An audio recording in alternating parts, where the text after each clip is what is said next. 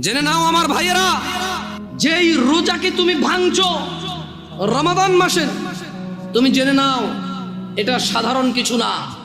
রাসূল সাল্লাল্লাহু আলাইহি সাল্লাম বলেছে, একটা রমজানের রোজা যে ভাঙলো ইচ্ছা করে কোনো কারণ ছাড়া, এই লোক রমজানের পরে লাগাতার না, থেমে থেমে না, লাগাতার একটার বদলে 2 মাস রোজা পালন করতে হবে।